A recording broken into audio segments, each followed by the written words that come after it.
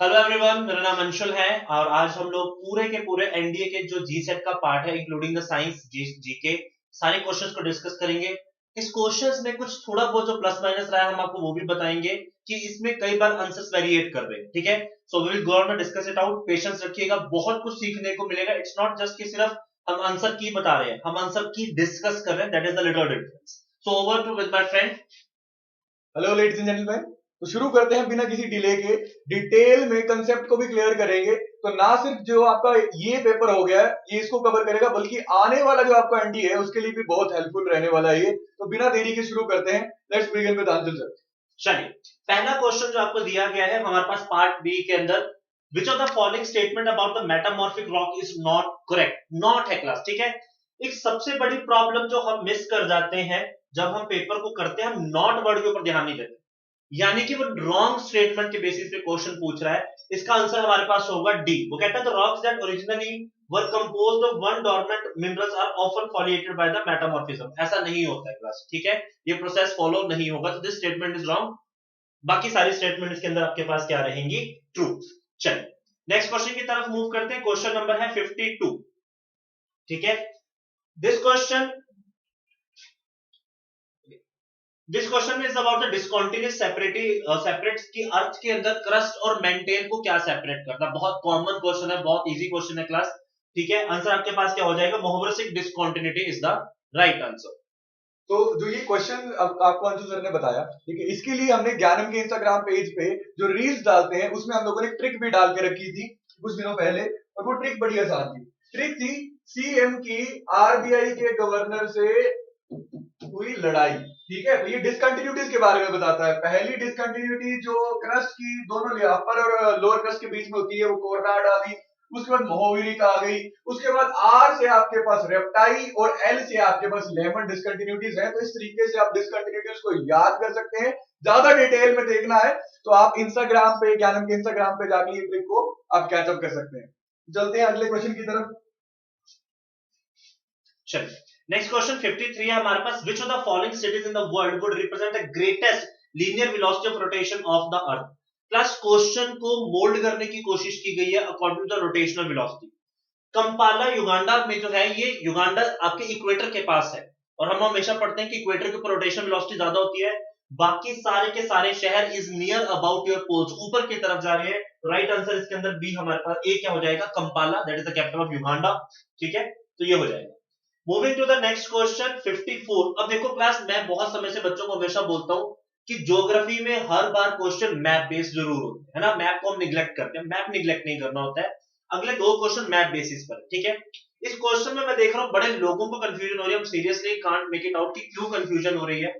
What will happen if you are flying east across the international date line. अगर आप east की तरफ जा रहे हैं, इंटरनेशनल डेट लाइन, अगर मैं मैप पे बात करूं तो आप जापान की तरफ जा रहे हैं, अमेरिका की तरफ से, होगा क्या? You will lose a 24 hour. Japan 24 घंटे आगे है। ठीक है, अगर आप सैटरडे को चले हो अमेरिका से, तो जब जापान पहुंचोगे तो संडे हो चुका होगा। You will lose a day. ठीक है, गेन नहीं होगा। बहुत लोग इसको गेन पढ़ रहे हैं, लेकिन ये लूज होगा आपके पास। ठीक है, चलिए next 55 question. Prime meridian does not pass through which of the following countries. बहुत क्लोज कॉल पे है क्लास, बहुत क्लोज कॉल है। बट हम जनरली क्लास में बच्चों को जब इंटरनेशनल डेट लाइन लिखवाते हैं तो हम कंट्रीज को जरूर लिखवाते हैं जहां से ये पास करते हैं। बट अगर आप मैप नहीं करते हो then again it's a problem. मैं आपको मैप पे दिखाता हूँ ये क्वेश्चन है कैसे आपके पास। ठीक है, मैप पे अगर हम देखते हैं तो आपका लंदन यहां पर है, ठीक है। और ये इंटरनेशनल डेट लाइन कुछ आपकी इस तरीके से क्रॉस करती है। यहां से आपको देखिएगा कि मोरक्को को ये टच नहीं कर रही है, ये अल्जीरिया माली से पास हो रही है, लेकिन ये किसको टच नहीं कर रही है? मोरक्को को टच नहीं कर रही है। क्लास देखो, अब मैप्स को हम निग्लेक्ट करते हैं और वर्ल्ड मैप पे बहुत इजी क्वेश्चन है। ऐसे ही क्वेश्चन पिछली बार के पेपर में भी थे। ठीक है, right answer will be the Algeria. ठीक है, sorry, Morocco will be the right answer. चलिए, नेक्स्ट क्वेश्चन की तरफ पढ़ते हैं class. Piecing together the puzzles of geological time to create an analogy, analyze the historical maps of the earth is known as। Simple answer है class, palaeography है इसका answer. ठीक है, डेफिनेशन के टर्म में आपको क्वेश्चन पूछा गया rather than the conceptual form. ठीक है, नेक्स्ट है आपके पास, what is the nature of the velocity time graph of a car moving with the uniform acceleration. Samar sir will gonna explain it up.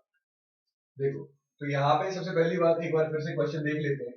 कि what is the nature of velocity type graph. तो भैया graph किसके बीच बन रहा है, velocity और time के बीच में हम लोगों ने ग्राफ बनाना है, ठीक है। और किसके लिए, एक कार के लिए जो यूनिफॉर्म एक्सेलरेशन कर रही है, क्या कर रही है, यूनिफॉर्म एक्सेलरेशन कर रही है। तो हमें बताना है वो ग्राफ कैसा बनेगा, ठीक है। तो सबसे पहले यहाँ पे हम लोगों ने क्या कर लिया, एक ले ली भैया ये ग्राफ ले लिया, ठीक है। यहाँ पे दो चीजें दी गई हैं तो दो ही हम देखते हैं डायमेंशन में बनेगा, ठीक है। तो हमारे पास एक एक्सिस पे हमने बना दी वेलोसिटी, दूसरे पे बना दिया टाइम। तो यहाँ पे एक्सेलरेट नहीं कर रही थी क्या, car. That means acceleration, uniform acceleration, मतलब भैया वो एक्सेलरेशन चेंज नहीं कर रही थी। टाइम के साथ क्या था, एक्सेलरेशन उसकी क्या थी, चेंज नहीं हो रही थी।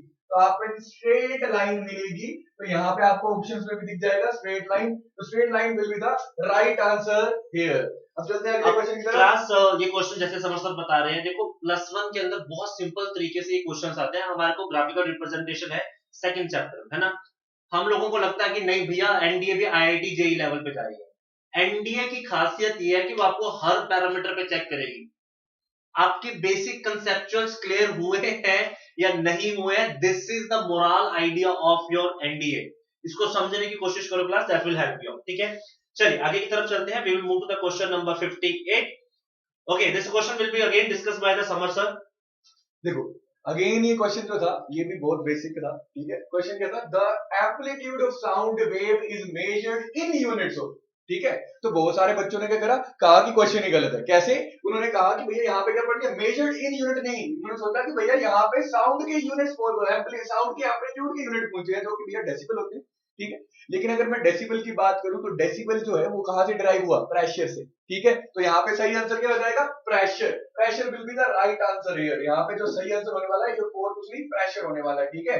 लो की प्रेशर के, लो की वैल्यूज के साथ जब हम वेरिएशन करते हैं तो हमारे पास यहाँ पे ये डेसिबल डिराइव होता है।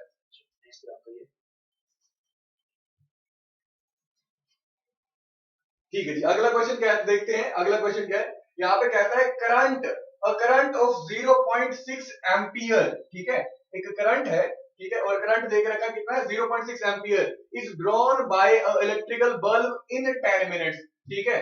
विच of the following is the amount of electrical charge that flow through out the circuit, ठीक है। तो यहाँ पे मैं कर देता हूँ आपको क्वेश्चन सॉल्व। देखो सबसे पहले व्हाट इज करंट, ठीक है। तो rate of flow of charge, ये पढ़ते हैं हम लोग, rate of flow of charge that is what, that is current. तो हमने करंट को यहाँ पे किसे लिखा, आई से लिखा, ठीक है। रेट ऑफ, जहां पे भी रेट टर्म आती है ना, दुकान पे जाते क्या कहते हैं कि भैया प्याज का क्या रेट चल रहा है, आलू का क्या रेट चल रहा है। तो रेट मतलब टाइम के साथ जो चीज क्या करती है, वेरी करती है। तो rate of change of current, that means जो करंट टाइम के साथ क्या कर रहा है, चेंज कर रहा है। तो ये हमारे पास यहाँ पे फॉर्मूला आ गया जिसकी मदद से आपने क्या करना था, क्वेश्चन को डिराइव करना था, राइट। तो अब हम देखते हैं कि यहाँ पे दे के रखा है हम लोगों को 0.6 एम्पियर, क्या दे के रखा है हम लोगों को 0.6 एम्पियर, 0.6 एम्पियर आपको दे के रखा है करंट, ठीक है। अब यहाँ पे आपके पास क्या है, 10 मिनट्स में। टाइम को हमने किस में कन्वर्ट करना है, एसआई यूनिट्स में, वो जो के है सेकंड्स है, ठीक है। That means 10 into 60 seconds, right, 10 into 60 seconds. और हमने देखना है भैया ये किसकी वैल्यू है, देखो ये जो हमारे पास, देखो अब ना जस्ट, तो हमने क्या लिखा 0.6, that is I is equal to Q upon, ये हमारे पास आ गया 600। 10 को जब हम लोग क्या करेंगे, 60 से मल्टीप्लाई करेंगे, राइट। इसको इधर ले जाएंगे हम लोग तो यू विल फाइंड कि यहाँ पे आपके पास आंसर क्या आएगा, 360 कूलम आएगा। क्या आंसर आएगा, 360 कूलम जो है इसका यूनिट है चार्ज का, ठीक है। So this was it. चलिए नेक्स्ट क्वेश्चन की तरफ चलते हैं। एसी डीसी जो एक डीसी जनरेटर वो किस प्रिंसिपल पे वर्क करता है, बेसिक क्वेश्चन है। देखो भैया फ्राइडे भैया कह के गए थे कि जहां पे भी देखो जहां पे भी इलेक्ट्रिकल फ्लक्स वेरिएट करेगा वहां पे अपने आप हम देखते हैं कि मैग्नेटिक फ्लक्स बन जाएगा। मतलब जहां पे भी इलेक्ट्रिकल फील्ड वेरी करेगी वहां पे मैग्नेटिक फील्ड बन जाएगी, और इसका वाइस वर्सा भी होगा। अगर मैग्नेटिक फील्ड वेरी करती है तो इलेक्ट्रिकल फील्ड भी बन जाएगी, ठीक है। तो वो जनरेटर में यही तो होता है, ठीक है। तो ये किसको कौन एक्सप्लेन करता है, फ्राडे का लॉ इलेक्ट्रोमैग्नेटिक इंडक्शन का, ठीक है। तो यहाँ पे रहेगा आंसर सी। करते हैं 61 के ऊपर। Magnetic, the pressure of magnetic field can be determined using which of the following instrument. देखो तो ये क्वेश्चन अगेन बड़ा सिंपल कि भैया मैग्नेटिक फील्ड की प्रेजेंस आपने कैसे करनी है, किसमें इनमें से कौन सा आपको मैग्नेटिक फील्ड की प्रेजेंस बताएगा। कंपास का यूज करते हैं, ठीक है। तो डायरेक्शंस के लिए क्यों, क्योंकि भैया हमारा जो धरती है एक बड़ा मैग्नेट है, क्योंकि उसके कोर में क्या है, हम देखते हैं मोल्टन निकल और आयरन है। तो भैया यहाँ पे जो यूज होगा वो क्या होगा, मैग्नेटिक नीडल, और मैग्नेटिक नीडल ही तो कंपास होती है। ठीक है, सो दिस वाज इट। चलिए नेक्स्ट क्वेश्चन की तरफ चलते हैं।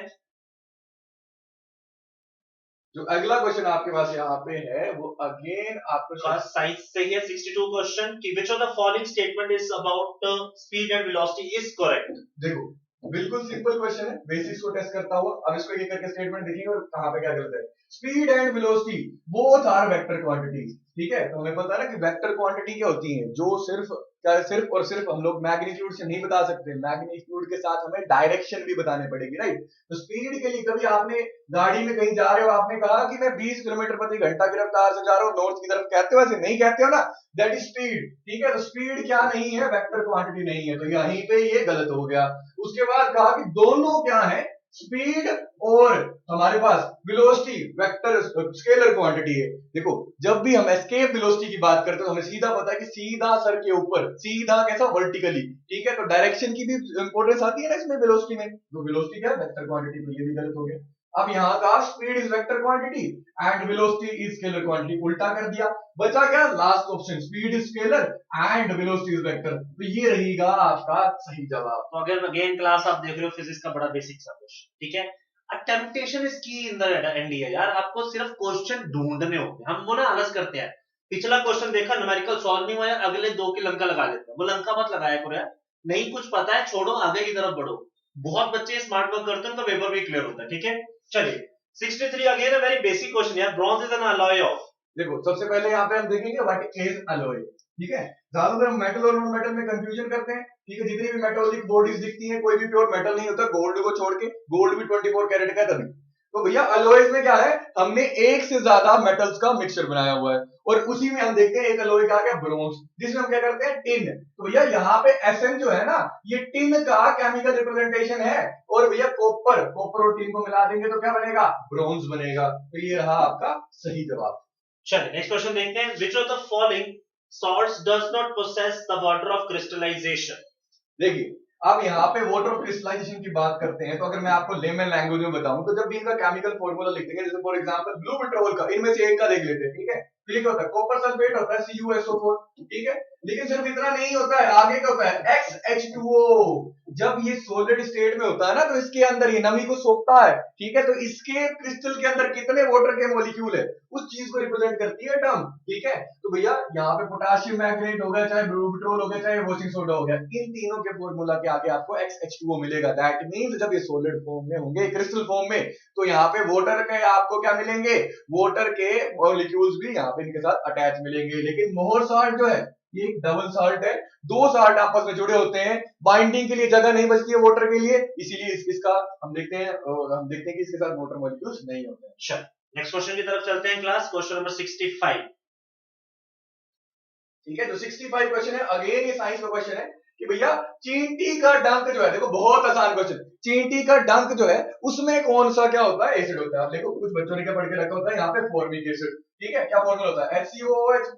भाई यही तो मिथोइक एसिड है, मिथेनोइक एसिड है, तो यहाँ पे आंसर क्या आ जाएगा, सीधा methanoic acid will be the right answer for this, right.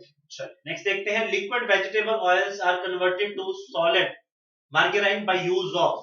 देखो ये जो प्रोसेस होता है ना, इसको हम कहते हैं हाइड्रोजनेशन, और जो गैस यूज होती है दैट इज हाइड्रोजन गैस। ठीक है, वेजिटेबल ऑयल से ही देखो, जितने भी हमारे पास सनफ्लावर का, जितने भी हमारे पास ये डालडा घी हो गया, या चाहे हमारे पास जो refined oil, all are vegetable oil, right. चलिए नेक्स्ट क्वेश्चन देखते हैं 67, again a very basic question. Number of structures isomers of pentane is. देखो पेंटीन, सबसे पहले पेंट वर्ड से क्या बदल गया, हमारे पास क्या होंगे, 5 कार्बन होंगे, 1 2 3 4 और 5। ठीक है, अगर सारे के सारे सीधी लाइन में है तो हम क्या कहेंगे, ये क्या है, एन पेंटीन है। और भैया अब इनकी हम लोग क्या करेंगे, वैलेंसी पूरी कर देंगे, वैलेंसी पूरी कर देंगे यहाँ पे। ठीक है, हर एक जो मैंने ये स्पाइक बोर्ड बनाया है, इसके ऊपर ऐसे अंडरस्टूड है हाइड्रोजन होगा, राइट, तो एन पेंटीन हो गया। अब मैं इसके साथ एक और चीज कर सकता हूँ, इसको मैं नियो बना सकता हूँ, नियो पेंटीन बना सकता हूँ। नियो पेंटीन कैसे बनाऊंगा मैं इसको, देखो सिंपली मैं क्या करूंगा, ये हमारे पास आ गया कार्बन, एक कार्बन, ये दूसरा कार्बन, ये आ गया तीसरा कार्बन, राइट, तीसरा कार्बन। ठीक है, अब मैं 2 कार्बन को अगर यहाँ पे लगा दूं, पहले तो हमें क्या स्ट्रक्चरल आइसोमर्स, मतलब स्ट्रक्चर डिफरेंट है लेकिन केमिकल फॉर्मूला सेम होना चाहिए। पेंटेन, पेंट का मतलब 5 कार्बन, तो भैया क्या फॉर्मूला था एन का, एल्केन का, CnHn H2n+2, मतलब 12 यहाँ पे हाइड्रोजन होने चाहिए। पिछले केस में 12 थे, इसमें 12 बनते हैं कि नहीं देख लेते हैं। तो भैया 12 ही बनेंगे। 3 हाइड्रोजन इधर आ गए, 3 इधर आ गए, कितना हो गए, 3 3 6, 3 इधर आ गए, 6 और 3 9 और 3 इधर आ गए, कितने हो गए, 12 हाइड्रोजन हो गए, नियो बन गया। इसके अलावा एक और भी आइसोमर हो सकता है जिसको हम कहते हैं आइसोपेंटेन कहेंगे, जिसको हम लोग 1 2 3 4, और यहाँ पे हमने क्या लगा दिया, देखो सेम ही रहेगा, अगर इसको इधर भी कर दूं तब भी सेम रहेगा। कितने बन गए हमारे पास, ये 5 कार्बन पूरे हो गए। ये देखो 3 इधर आ गए, 2 इधर, 5 यहाँ पे हो गए, 5 6 6 और 3 कितने हो गए हमारे पास, 6 और 3 9, और 9 और 3 आपके पास 12, तो बन गया C5H12। तो ये 3 इसके क्या होंगे हमारे पास, आइसोटोप्स। चलिए, तो 3 आंसर इसका रहेगा। आइसोमर्स। चलिए नेक्स्ट देखते हैं, क्वेश्चन नंबर 68 की तरफ चलते हैं। The vapours of sulphur escaping from the volcano often forms a crust on the rocks. The process involved is an example of. देखो अब देखो, जितनी भी, जब भी किसी सोइल के या किसी रॉक के सरफेस पे जो लेयरिंग होती है ना, जो चेप लगती है, जिसे कहते हैं चेप लगना, उस प्रोसेस को कहते हैं डेपोजिशन। ठीक है, तो क्वेश्चन में क्या था, वेपर्स निकले हैं बाहर, और किस पे, इन्होंने क्रस्ट, मतलब एक लेयर बना दी। क्रस्ट क्या, धरती की लेयर है ना, तो वैसे ही यहाँ पे क्या बना दी, एक लेयर बना दी, किसके ऊपर, रॉक्स के ऊपर। तो ये प्रोसेस कौन सा हो गया, दिस इज डेपोजिशन। ठीक है, तो deposition will be the right answer here. चलिए नेक्स्ट क्वेश्चन देखते हैं, again from the science section. Dry ice is used in on a performing stage to produce mist in air. The process involve the example of. देखो अगेन बड़ा ही आसान question आ गया। ठीक है, ये सारी जितने भी क्वेश्चंस आए हम लोगों ने क्लास में डिस्कस करे। ठीक है, चलो तो हम यहाँ पे देखते हैं, कार्बन डाइऑक्साइड जब सॉलिड स्टेट में होती है तो कहते हैं ड्राई आइस। ठीक है, ड्राई क्यों कहते हैं, क्योंकि भैया जब कपड़े पे रखोगे, पेपर पे रखोगे, तो किसी भी चीज को वेट नहीं करती है। क्यों नहीं वेट करती है, क्योंकि लिक्विड फॉर्म में नहीं आती है, मेल्ट नहीं होती है, सीधे क्या होती है, सब्लिमाइज हो जाती है। सीधे ही सॉलिड से क्या बन गई, ये गैस बन गई। तो यहाँ पे क्या आंसर होगा, sublimation. Sublimation will be the right answer है। Sure. नेक्स्ट क्वेश्चन देखते हैं class. C4H8 belongs to homologous series of। देखो तो ये अगेन हमारे पास एक बहुत ही आसान क्वेश्चन आ गया ऑर्गेनिक केमिस्ट्री का। ठीक है, देखो यहाँ पे सिंपल से फॉर्मूले से ये कैसे बनते हैं, अगर आपको ये जानना है कि फॉर्मूले कैसे बनते हैं कैसे नहीं बनते, तो you can come to us, you can come to Gyan, we will be teaching you in detail. Right, अभी हम देखते हैं फॉर्मूले होते हैं CnH2n+2, ये एल्केन्स के लिए होता है। CnH2n ये किसके लिए, एल्कीन्स के लिए होता है। और CnH2n-2 ये किसके, एल्कीन के लिए। होते कैसे, बहुत इंटरेस्टिंग चीज है ये। ठीक है, इसको कभी किसी और वीडियो में डिस्कस करेंगे। तो हमें क्या चाहिए था यहाँ पे, हमने यहाँ पे देखा, ये क्या है, ये एल्कीन है। ये क्या है, एल्कीन। कैसे, ये भैया यहाँ पे क्या है, C अगर ये 4 है, N है, तो 2N मतलब 8 है यहाँ पे, तो ये क्या है, एल्कीन। तो alkene will be the right answer here. ठीक है, तो क्लास आप लोग देख रहे हो कि क्वेश्चंस बेसिक ही चल रहे हैं। मुझे अभी तक, मैं काम खुद नॉन मेडिकल से है, बहुत समय से नॉन मेडिकल की पढ़ाई भी पूरी नहीं की। I am into the geographical, history, political stuff. I am a GS lecturer over here. लेकिन मुझे भी पता है कि ये आंसर बहुत बेसिक है। I am not a science teacher, but still I know कि these are the very basic question. तो क्लास बात फिर मैं वही रिपीट कर रहा हूँ कि एनडीए की पढ़ाई करते हुए बेसिक्स को स्किप मत किया करो। बहुत हम्बल रिक्वेस्ट है, बहुत अच्छे रिक्वेस्ट, आपको एक एडवाइस दे रहा हूँ। चल, let us move to the next question, that is from the history part. Which of the following was composed by Hari Sena, कि हरि सेना ने इसमें से क्या कंपोज किया है क्लास। ओके, सबसे पहले अगर हमें यही पता होता ना कि हरि सेना किसके कोर्ट पोएट है, तो भी पता लग जाता। ऑप्शन में क्या आंसर आ जाता, समुद्र को। ठीक है, ये बड़ा इंपॉर्टेंट पिलर है क्लास। प्रयाग प्रयाशिति जो राजा अशोक के समय में लगाया गया था इलाहाबाद के अंदर। ठीक है, Kaushambi is the actual place जहां लगाया गया था। देन इसके ऊपर हरि सेना ने समुद्रगुप्त का वर्णन किया, और बहुत लंबे समय के बाद मुगल काल के अंदर भी इसमें जहांगीर और बीरबल के बारे में मेंशन है। तो देखो, एक पिलर जिसके ऊपर आपको डिफरेंट डिफरेंट डायनेस्टीज के बारे में बहुत अच्छे से मिल रहा है, तो आंसर क्या हो जाएगा, बी। बहुत अच्छा क्वेश्चन था क्लास, और मैं अभी भी कह रहा हूं बहुत डिफिकल्ट नहीं था ये क्वेश्चन, एवरेज लेवल पर है ये क्वेश्चन। ठीक है, चलिए नेक्स्ट क्वेश्चन है आपके पास। अब इसको भी मैं आपको बहुत बेसिक से समझाने की कोशिश करूंगा। वो कहता है कि आपको 4 इवेंट दिए हुए हैं सीक्वेंस में लगाना। यूपीएससी की आज सबसे बड़ी खासियत बताता हूं क्लास, डेट्स के रट्टे मारने से बचाता है हमें यूपीएससी। क्यों, हमें कई बार होता है कि हमें टू द पॉइंट याद करना, 27 मई को ये हुआ, नहीं। वो कहता है कि ईयर बाय ईयर चलो, शायद आपको आंसर पता लग जाए, है ना, इवेंट कब कैसे हुआ। इसमें अगर मैं ध्यान से देखूं तो चौथा जो मेरा कंसेप्ट है, constitution of the national planning committee, Jawaharlal Nehru और सुभाष चंद्र बोस ने इस बात को 1938 में ही बोल दिया था, जिसमें जवाहरलाल नेहरू को इस कमेटी का चेयरमैन चुना गया था। ठीक है, ऑप्शन में देखते हैं, एक ही ऑप्शन था क्लास जो 4 से स्टार्ट हो रहा था, अगर आपको ये पता तो आंसर हो जाता, आपको आगे कुछ भी नहीं पता था ना तो भी आंसर हो जाता। ये हिस्ट्री का पार्ट था जो पॉलिटी में भी हम कई बार पढ़ते हैं कि जब प्लानिंग कमीशन को पढ़ना शुरू करते हैं हम स्टार्ट यहीं से करते हैं कि प्लानिंग कमीशन सेटअप कब हो रहा है 1938 में। फर्स्ट पर्सन जो इकोनॉमिक प्लानिंग के ऊपर बात कर रहा है एम विश्वेश्वरा राय, है ना, हमें ये पता होना चाहिए, जिन्होंने प्लानिंग हिस्ट्री ऑफ इंडिया के बारे में बात की थी। ठीक है, तो मेरे नजर में बड़ा अच्छा क्वेश्चन था क्लास, और यूपीएससी आपको हिंट देकर क्वेश्चन पूछ रही है। ठीक है, चलिए चलिए नेक्स्ट क्वेश्चन को देखते हैं, क्वेश्चन नंबर 73। अगेन यहां यूपीएससी अब आपका ब्रेन चेक कर रही है क्लास। ठीक है, थोड़ा सा टीज कर रही है आपको। वो आपको क्वेश्चन में पूछ रही है कि which of the following battle could be seen as laying the formal foundation of British Raj. अब इस क्वेश्चन को ध्यान सुनना कि इसमें मैं कई बार देख रहा हूं कि लोग बहुत अलग अलग आंसर दे रहे हैं। दो केस है क्लास, एक है कंपनी राज,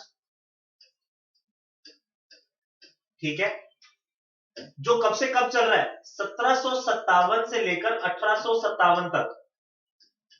कब से कब तक चल रहा है, बैटल ऑफ प्लासी से शुरू होकर कहां खत्म हो रहा है, रिवोल्ट ऑफ 1857 पे। लेकिन इसी समय पर 1857 से लेकर, बेसिकली वैसे 58 से लेकर 1947 तक जो देश पर राज था वो ब्रिटिश राज था, और उसने ब्रिटिश राज की फॉर्मल फाउंडेशन की बात की है क्लास। तो आंसर क्या होगा, revolt of 1857।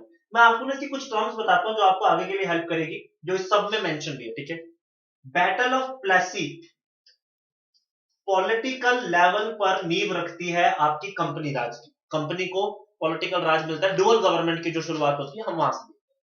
Battle of Buxar economic level पर इसकी स्टार्ट करती है, जब आपको दीवानी के राइट्स मिलते हैं, आप ट्रीटी ऑफ इलाहाबाद करते हो, तो ये आपकी इकोनॉमिक प्रोस्पेक्ट से है। लेकिन रिवोल्ट ऑफ 1857 डायरेक्टली आपको ये बोल देते कि भैया आप तो क्राउन रूल शुरू हो गया। फॉर्मल है, इनफॉर्मली तो बहुत पहले हो चुका है क्लास। रेगुलेटिंग एक्ट आते हैं, रेगुलेटिंग एक्ट कहां से बन रहा है, ब्रिटिश पार्लियामेंट बना रही है यार। ब्रिटिश एक्ट कौन बना रहा है, तो ये सारे एक्ट, चार्टर एक्ट कहां से बन रहे हैं, ब्रिटेन में ही बन रहे हैं। यानी गवर्नमेंट का रोल है, लेकिन फॉर्मली, फॉर्मल वर्ड यहां पर है। आंसर क्या होगा, रिवोल्ट ऑफ 1857। ठीक है, चलिए आई होप ये क्वेश्चन क्लियर हुआ होगा आपको। चलिए नेक्स्ट क्वेश्चन की तरफ चलते हैं क्लास। चलिए, where in the south India did the British East India Company constructed the trading port in 1639। ठीक है, अब इस क्लास को मैं आपको एक बड़ा बेसिक बताता हूं। हम लोग ने कंसेप्ट पढ़ते हैं कि ब्रिटिशर्स इंडिया में एक्सपेंड कैसे करते हैं, है ना, तो उसमें कुछ बेसिक्स पॉइंट आते हैं कि सबसे पहली जगह जहां पर इनको राइट मिलता है काम करने का वो मद्रास है। 1639 में 100 साल की लीज मिलती है मद्रास की। देन हम देखते हैं 1661 में Bombay as a dowry Portuguese gift करते हैं ब्रिटिशर्स को, जो बॉम्बे और सेल्सेट के आइलैंड्स है। 1667 के अंदर औरंगजेब और इंपीरियल फरमान देता है बंगाल में ट्रेडिंग राइट का। तो 3 इंपॉर्टेंट ईयर्स 1639 आपका सीधा डील कर रहा था क्लास मद्रास पट्टनम के साथ। बहुत आसान क्वेश्चन था क्लास, अगर इसको हमने बेसिक लेवल पे थोड़ा समझने की कोशिश की होती, हम ऑप्शंस को देख के कंफ्यूज ना होते तो आंसर आसान था। ठीक है, चलिए नेक्स्ट क्वेश्चन की तरफ चलते हैं। विच of the following statement is true, is correct. ठीक है, अब ये ध्यान से सुनना क्लास, ये क्वेश्चन टफ था, मैं ये नहीं कहूंगा ये क्वेश्चन आसान है, ये क्वेश्चन टफ है। ठीक है, क्योंकि बहुत जगह ना हमें लगता है कि यार गड़बड़ होगी, यार ये तो हो ही नहीं सकता। पहली बात है, Vasco D gamma reached Calicut 1498, दुनिया को मालूम है, मई में बाबूजी चले थे और यहां पर पहुंच गए, है ना। लेकिन the Dutch east India company was formed after the formation of east India company, this statement is also true. ठीक है, 1602 में बनती है ये company Dutch east India. Dutch company already exist करती है, दुनिया की पहली मल्टीनेशनल कंपनी है क्लास डच वालों की।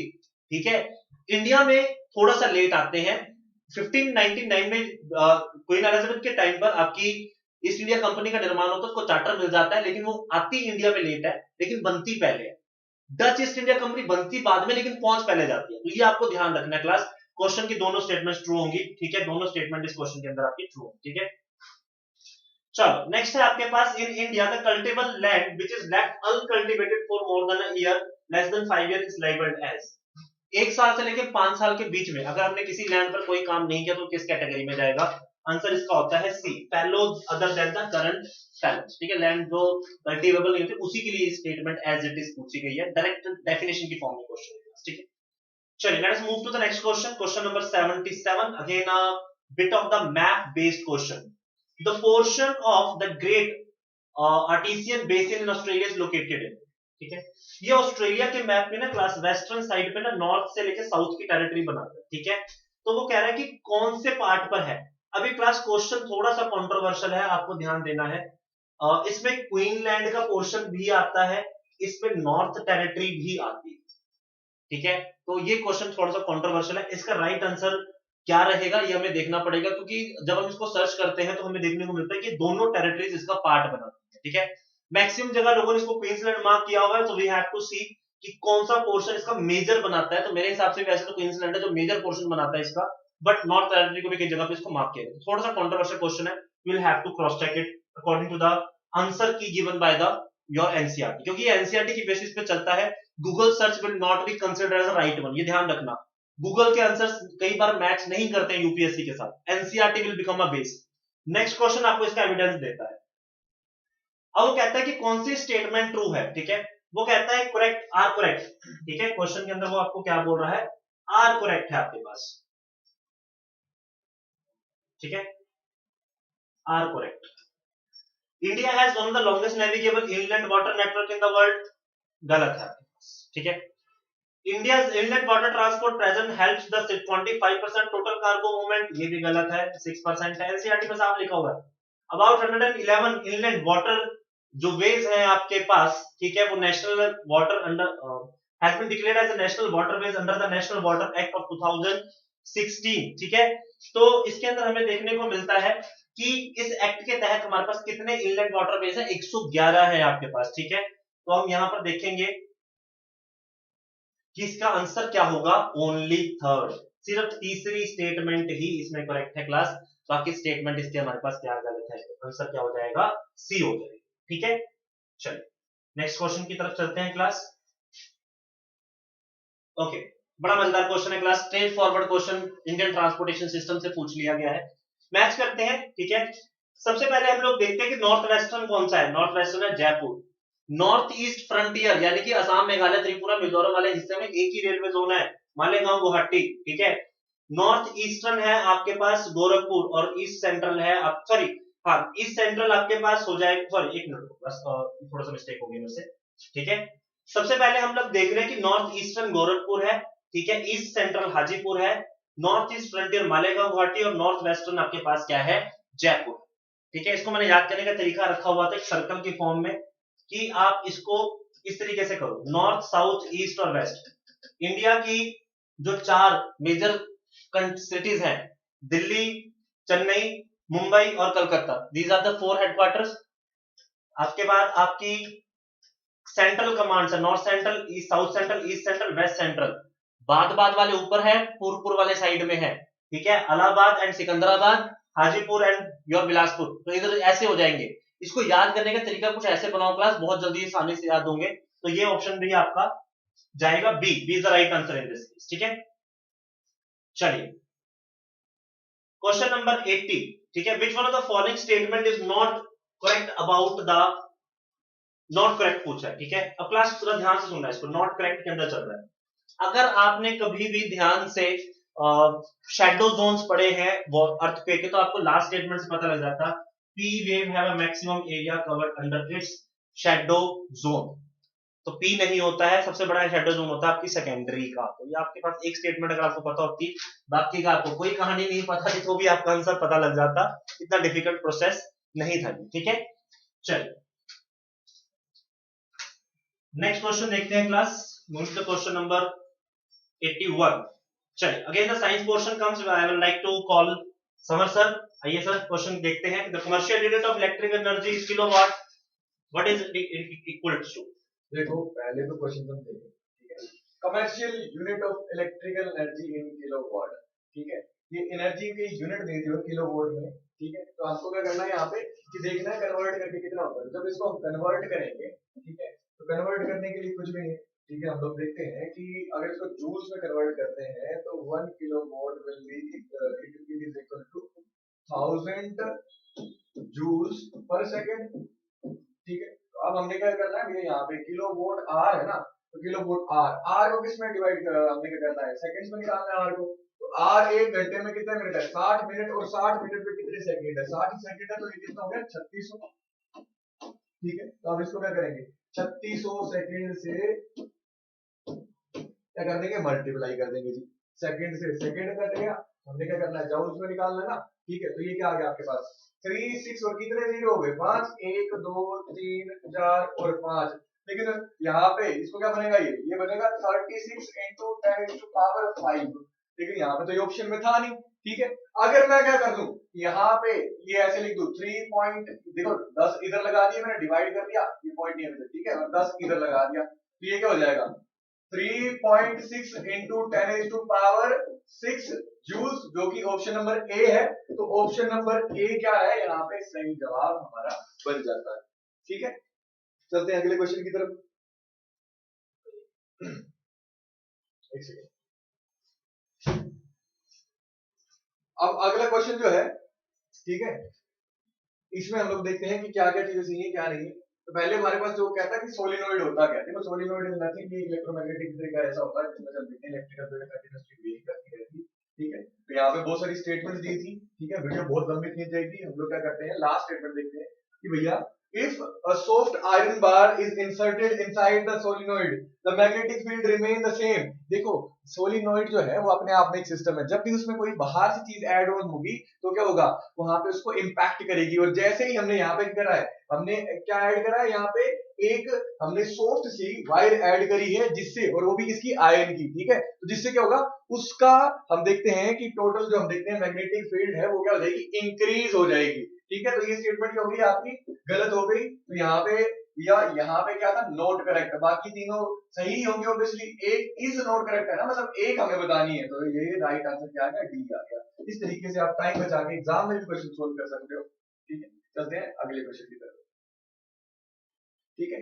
अब अगला क्वेश्चन था, ये भी देखो बेटो में बहुत ही आसान था, ठीक है। अब देखते हैं इसको, ठीक है, अगर देखो डिटेल में अगर इसका सॉल्यूशन देने लगे तो it will take a lot of time, ठीक है। एक बेसिक का समझाना पड़ेगा कि भैया डेंसिटी क्या होती है, मास क्या होता है, वॉल्यूम क्या होता है, ये पूरे के पूरे लेक्चर्स ज्ञानम डिफेंस एकेडमी पे जो हमारा चैनल है YouTube का, उस पे ये सारे के सारे कंसेप्ट्स मैंने समझा के रखे हैं। केमिस्ट्री की आपको प्लेलिस्ट मिल जाएगी, और अगर आपकी डिमांड रहेगी तो बाकी भी आपको डिटेल में बता दी जाएंगी। अभी हम देखते हैं इसको ऊपर से कि कैसे इसको सोल्व कर सकते हैं। पहले क्वेश्चन देखते हैं, क्या था, an object is made of 2 equal part by volume. भैया पहली बात एक ऑब्जेक्ट ले लिया हमने, ठीक है, सबसे आसान शेप ले ली हम लोगों ने, आसान शेप ली थी सर्कुलर ये, ठीक है। तो हम क्या करते हैं यहाँ पे रेक्टेंगुलर, मतलब ऐसे रेक्टेंगुलर कोई चीज होती नहीं है जिसका वॉल्यूम हो, तो क्यूबॉइड होता है या स्क्वायर होता है, ठीक है। 2 डायमेंशनल में बात कर रहे हैं हम लोग, तो ये ले लिया, ठीक है। एक ऑब्जेक्ट आ गया जी, ठीक है। अब इस ऑब्जेक्ट का कहता है कि भैया ये देखो, ये जो ऑब्जेक्ट है ये बना है 2 इक्वल वॉल्यूम को जोड़ के, इसको हम वॉल्यूम V1 मान लेते हैं, इसको वॉल्यूम V2 मान लेते हैं। अब कहता है एक की जो डेंसिटी है वो कितनी है, रो नोट, और दूसरे की कितनी है, 2 रो नोट।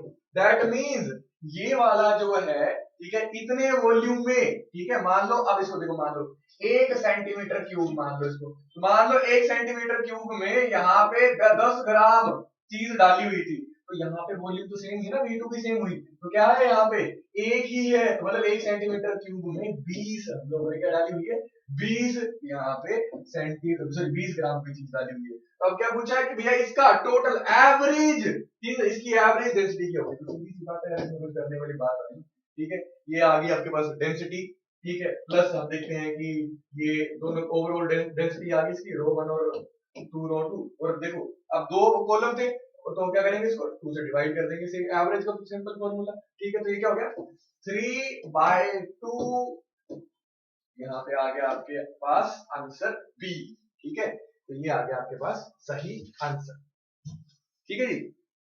चलते हैं नेक्स्ट क्वेश्चन की तरफ। नेक्स्ट क्वेश्चन, ठीक है। तो यहाँ पे प्रेशर कुकर की बात करी गई थी, ठीक है, सारों ने प्रेशर कुकर को देखा ही होगा, ठीक है। तो प्रेशर कुकर में होता क्या बेसिकली, ठीक है। ये आपके पास एक प्रेशर कुकर है, ठीक है। इस कुकर के ऊपर एक विसल रहती है और ये एक बंद कंटेनर रहता है, ठीक है। इसके अंदर हम लोग कोई भी चीज डालते हैं, पानी डालना ही पड़ता है। कुछ भी आपने देखो कुकर में, कोई भी प्रेशर कुकर में कोई भी चीज बना रहे हैं तो पानी तो डालना ही पड़ता है ना। बिना पानी की कोई चीज कुकर में बनती है नहीं, बनती है ना, ठीक है। अगर आप उसको ढक्कन बंद कर दोगे तो प्रेशर भी, यहाँ पे हम क्या करते हैं, पानी डालने का क्या मतलब है कि हम वाटर के बॉइलिंग पॉइंट, वाटर के जो यहाँ पे वेपर्स बनेंगे उनके प्रेशर को बढ़ा के, टेम्परेचर को बढ़ाने की कोशिश करेंगे, ठीक है। इस तरीके का काम होता है। कुकर में खाना जल्दी बन जाता है बिकॉज इंटरनल प्रेशर बढ़ जाता है, जिसकी वजह से इंटरनल टेम्परेचर भी अंदर का बढ़ जाता है, खाना जल्दी पक जाता है। लेकिन यहाँ स्टेटमेंट में क्या दिया है देखते हैं, ठीक है। कहता है increase the boiling point of water. अगर बॉइलिंग पॉइंट इंक्रीज हो गया वाटर का तो खाना और लेट बनेगा। स्टेटमेंट क्या होगी, गलत होगी। Decrease the boiling point of water, जी बिल्कुल, वाटर का बॉइलिंग पॉइंट क्या जाता है, डिक्रीज हो जाता है। तभी तो हम देखते हैं खाना जल्दी बन जाता है, वेपर जल्दी बन रहे हैं ना, वेपर जल्दी बन रहे हैं। क्यों बन रहे हैं, क्योंकि प्रेशराइज है ना ये पूरा का पूरा कंटेनर, ठीक है। अब आप आगे देखते हैं, आगे क्या ऑप्शन है, इंक्रीजिंग द मेल्टिंग पॉइंट। अरे लिक्विड का मेल्टिंग पॉइंट हो सकता है, नहीं हो सकता, ठीक है। तो ये दोनों ऑप्शन ही, दोनों में मेल्टिंग पॉइंट है, तो सीधा गलत हो गए। तो यहाँ पे ऑप्शन बी क्या आ गया, सही जवाब आपके पास आ जाता है। चलते हैं अगले क्वेश्चन की तरफ, ठीक है। ये तो बिल्कुल सिंपल था, ठीक है। एक स्टैटिक सा क्वेश्चन था भैया, which of the following wavelength corresponds to the X-ray. तो भैया हमें पता है ये 1 नैनोमीटर के आसपास होती है, तो 1 nanometre will be the right answer here, ठीक है। चलते हैं नेक्स्ट क्वेश्चन की तरफ, ठीक है। एक सेकेंड, अगले क्वेश्चन की तरफ हम यहाँ पे चलते हैं। आज चलिए आ गया है बल्ब आपका, ठीक है जी। An electrical bulb is connected to 220 volt generator, ठीक है। वोल्ट जनरेटर यहाँ पे दे दिया आपको पोटेंशियल, ठीक है। द करंट ड्रॉन, करंट कितना है, 600 milliampere. What will be the power of bulb, कुछ भी नहीं था, पावर का फॉर्मूला लगाना था आपको, P is equal to V into I, ठीक है जी। दोनों आपको दे के रखी थी, इनको कन्वर्ट करना था आपने।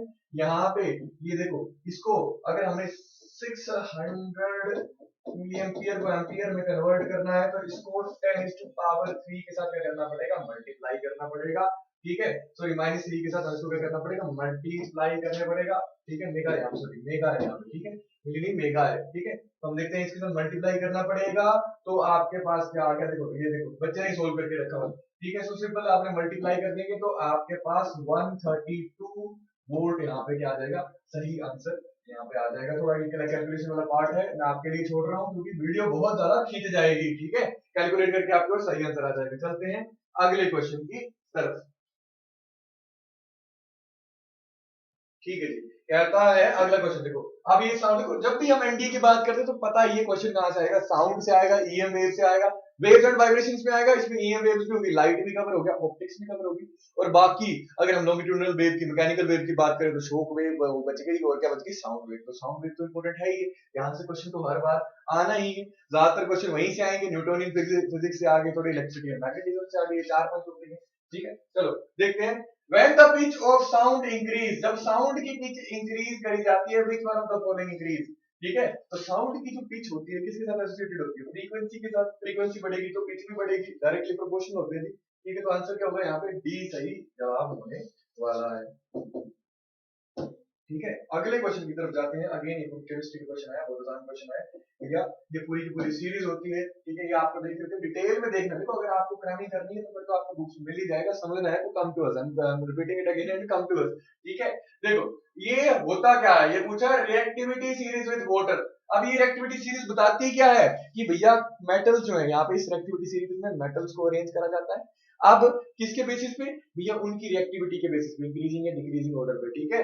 और वो क्या बताती है कि वो मेटल वाटर के साथ या हम देखते हैं कि ऑक्साइड्स के साथ या एसिड के साथ किस तरीके से रिएक्ट करते हैं, ठीक है। तो यहाँ पे जो सही ऑर्डर यहाँ पे दिखेगा वो आपको ये दिखेगा, ए जिंक, आयरन, लेड और कॉपर, ठीक है। तो ये आपको सही ऑर्डर दिखेगा, तो A will be the right answer here, ठीक है। चलते हैं आगे। अब आगे क्वेश्चन आते हैं, which of the following metal floats in cold water। तो सही आंसर यहाँ पे क्या है, पोटाशियम जो है वो सही जवाब रहेगा। देखो बेसिकली जो भी चीजें फ्लोट, देखो यहाँ पे आर्किमिडीज प्रिंसिपल आ जाता है, ठीक है। वाटर का अगर हम बात करें, देखो बेसिक सी बात है, यहाँ पे क्या चीज लगेगी, देखो वाटर मतलब H2O, ठीक है। मोलिकुलर मास देख लो इसका आप, ठीक है। मोलिकुलर मास, इसका मोलिकुलर मास जो है ना भैया, इसके मोलिकुलर मास से क्या होना चाहिए, अगर जिस इनमें से जितने भी हैं, ये सारे के सारे मैग्नीशियम हो गया, कैल्शियम हो गया और कॉपर हो गया, इसमें से हम देखते हैं जो कॉपर है ये ट्रांजिशन मेटल है, बहुत हैवी होता है, हैवी मेटल्स में भी आता है, ठीक है। उसके बाद हम देखते हैं कैल्शियम और मैग्नीशियम, इनका भी मोलिकुलर मास क्या होता है, H2O के मास से ज्यादा हो जाता है। लेकिन पोटाशियम, पोटाशियम का जो हम देखते हैं कि मास होता है, ठीक है, जिसका हम देखते हैं एटॉमिक मास है, यहाँ पे मोलिकुलर मोलिकुलर मास आएगा, इससे कम होता है, इसीलिए क्या करेगा, उसके ऊपर फ्लोट करेगा, बाकी के सारे क्या करेंगे, डूब जाएंगे अंदर, ठीक है। आर्किमिडीज प्रिंसिपल इसके पीछे डिटेल है, ठीक है, ये इसका रीजन है। चलो आगे देख लेते हैं, ठीक है। अब इसके बाद कहते हैं विच one of the following, Which one of the following solution is not capable of conducting the electricity? ठीक है, तो सबसे पहली बात, इलेक्ट्रिसिटी को कंडक्ट करने के लिए क्या चाहिए, आयंस चाहिए, फ्री सॉरी आयंस चाहिए फ्री, या फ्री क्या चाहिए, इलेक्ट्रॉन चाहिए, ठीक है। प्योर वाटर भी इलेक्ट्रिसिटी को कंडक्ट नहीं करता है, जब तक उसके अंदर फ्री आयंस नहीं होंगे वो इलेक्ट्रिसिटी को कंडक्ट नहीं करेगा। और अगर मेटल के पास भी फ्री इलेक्ट्रॉन्स नहीं होंगे तो वो भी नहीं करेगा। जबकि ग्रेफाइट के पास फ्री इलेक्ट्रॉन, तो नॉन मेटल क्या करता है, ग्रेफाइट नॉन मेटल है, क्या करता है, इलेक्ट्रिसिटी को पास करता है, ठीक है। तो हम देखते हैं जो भी हमारे पास यहाँ पे ऑप्शंस में चीजें होंगी, अगर वो आयंस में बढ़ जाती है, दैट मींस पोलर होंगी, ठीक है। पोलर मतलब दो पोल्स होंगे, एक पॉजिटिव एक नेगेटिव, तो वो क्या करेंगी, इलेक्ट्रिसिटी को पास करेंगी, अदरवाइज नहीं करेंगी। तो यहाँ पे देख लेते हैं, ठीक है। तो हमारे पास आ गया कॉपर सल्फेट, ठीक है जी, क्या आ गया, कॉपर सल्फेट, ठीक है, CuSO4। तो हमें पता है ये भैया कॉपर जो है मेटल है, ये क्या करेगा, ये इलेक्ट्रोफोबिक है, ये इलेक्ट्रोफिलिक है, इलेक्ट्रॉन लेना चाहता है या इलेक्ट्रॉन देना चाहता है, ऑब्वियसली इलेक्ट्रॉन को ये देना चाहता है, तो ये पॉजिटिव हो जाएगा। और भैया यहाँ पे HO2 नेगेटिव और कॉपर 2 पॉजिटिव आ जाएगा, ठीक है। इस तरीके से आ जाएगा, पोल्स बन गए, तो ये करेगा, बिल्कुल करेगा पानी में। Sodium chloride NaCl, Na positive Cl negative में टूट जाएगा, डेफिनेटली क्या करेगा ये भैया पक्का आपका क्या करेगा, इलेक्ट्रिसिटी को पास करेगा। नमकीन पानी, सोडियम हाइड्रोक्साइड, बिल्कुल ये भी करेगा, sodium hydroxide NaOH, Na positive OH negative. लेकिन जब यहाँ पे आता है ऑप्शन पे आपके पास शुगर, तो शुगर क्या है, ऑर्गेनिक कंपाउंड है, जितने भी ऑर्गेनिक कंपाउंड होते हैं वो कैसे होते हैं, वो सारे के सारे नॉन पोलर होते हैं। तो शुगर सोल्यूशन आपको इलेक्ट्रिसिटी को कंडक्ट नहीं करेगा, तो यहाँ पे C will be the right answer, ठीक है। चलते हैं अगले क्वेश्चन की तरफ, ठीक है। देखो ऑप्टिक्स क्वेश्चन है, यहाँ पे जो आपके पास सही जवाब रहने वाला है, ठीक है, इसको आपको लेंथ देखो, पावर आपको देखो ये चीज है, basically power is equal to 1 focal length, 2 है तो आपको प्लस करना है, और उसके बाद आपके पास बी जो है that will be the right answer, ठीक है। उसके बाद चलते हैं अगले क्वेश्चन की तरफ, which of the following cannot represent the electrical power in the circuit, ठीक है। इलेक्ट्रिकल पावर को कौन रिप्रेजेंट नहीं कर सकता है, ओम्स लॉ से बेसिकली क्वेश्चन आया है, तो यहाँ पे सी जो है सीधा आपके पास राइट आंसर रहने वाला है। जिसको ओम्स लॉ जिसने पढ़ा होगा, सीधा सीधा क्वेश्चन है, कुछ ज्यादा इसमें है नहीं, ठीक है, उसी से डिराइव होते हैं। उसके बाद जो देखो भैया ये भी रिफ्रैक्टिव इंडेक्स का है, ठीक है। रिफ्रैक्टिव इंडेक्स बहुत सिंपल है, हमें पता ही है कि रिफ्रैक्टिव इंडेक्स क्या होता है कि भैया एयर में लाइट की स्पीड कितनी है, और जिस मीडियम में, प्लस हम देखते हैं अपॉन, यहाँ पे लाइट की speed in air plus light की स्पीड कितनी मीडियम में, ठीक है। तो यहाँ पे अगर इसको थोड़ा, अगर आप इस फॉर्मूला का यूज करोगे तो भैया 3/2 दिया है, ये उल्टा हो जाएगा, और 2/3 यहाँ पे आपका सी क्या है, स्पीड ऑफ लाइट है, ठीक है। तो this will be the answer, C will be the right answer here, ठीक है। चलते हैं नेक्स्ट क्वेश्चन की तरफ, ठीक है। नेक्स्ट क्वेश्चन की तरफ चलते हैं। देखो देखने में ये मुश्किल लग रहा है क्वेश्चन, ये मुश्किल है नहीं, ठीक है। सिर्फ देखो बाकी क्वेश्चन तो बड़े बेसिक थे, इसलिए मैंने ज्यादा एक्सप्लेन नहीं करा, वीडियो बहुत खिंच जाएगी तो आपको मजा नहीं आएगा, ठीक है। अब इसकी बात कर लेते हैं, क्योंकि बहुत सारे बच्चों को इसमें दिक्कत हुई है, तो देखते हैं ये है क्या इसमें, ठीक है। सबसे पहले कहता है कि a volume of sealed packet in 1 litre and it's mass is 800 gram, ठीक है। तो यहाँ पे ये एक हमारे पास पैकेट है, ठीक है, सील पैकेट है, चिप्स का ले लो, किसी मर्जी का ले लो, ठीक है।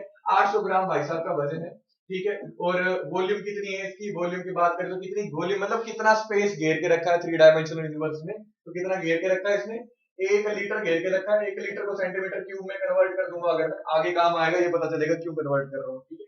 तो 1000 सेंटीमीटर क्यूब में मैं ऐसे लिख सकता हूँ, इसका वॉल्यूम है, ठीक है। अब कहता है that the package is first put inside water with density, पहले पानी में डाला गया, ठीक है। पहले ये पैकेट जो है ये किसमें 2 कंटेनर ले लिए, एक तो पानी ले लिया, कहता है पानी में डाला गया जिसकी डेंसिटी कितनी है 1 ग्राम सेंटीमीटर, ठीक है, 1 ग्राम सेंटीमीटर क्यूब, ठीक है, तो मतलब सेंटीमीटर क्यूब इनवर्स है ना, मतलब पर सेंटीमीटर क्यूब आ गया, ठीक है जी। तो ये क्या बता रहा है, इसकी डेंसिटी बता रहा है, क्या बता रहा है, इसकी डेंसिटी बता रहा है, ठीक है जी, ये क्या बता रहा है, इसकी डेंसिटी।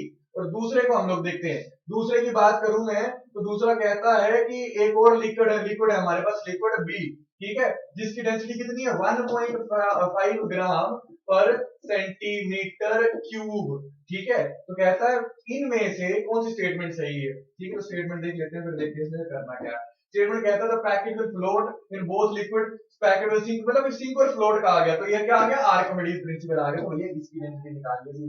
तो डेंसिटी क्या होती है, मास अपॉन वॉल्यूम, मास कितना था 800 ग्राम, तो यहाँ पे हमने कन्वर्ट क्यों करा, क्योंकि यहाँ पे ग्राम सेंटीमीटर इनवर्स में दिया ना, ठीक है। और जब हमने इसको कन्वर्ट करा था तो क्या आया था हमारे पास, दिस वन, ठीक है, तो ये दो से दो कट गई, क्या आया, 0.8 ग्राम पर सेंटीमीटर क्यूब, या इसको ऐसे लिख सकता हूँ 0.8 ग्राम सेंटीमीटर। देखो अब देखो, इसको अगर कन्वर्ट करके लिखूंगा तो ये क्या आ गया, 0.8 ग्राम सेंटीमीटर माइनस 3, ये आ गया, ठीक है। तो 1 ग्राम 1 ग्राम से कम ये क्या हुआ, डेंस हुआ, ऑब्वियसली 1.5 से भी कम हुआ। तो आर्किमिडीज प्रिंसिपल, ठीक है, क्या कहता है, ये दोनों क्या करेंगे, फ्लोट करेंगे, ये दोनों के ऊपर फ्लोट करेगा। तो दिस आंसर क्वेश्चन में ये होगा कि दोनों के ऊपर फ्लोट करेगा, सही है।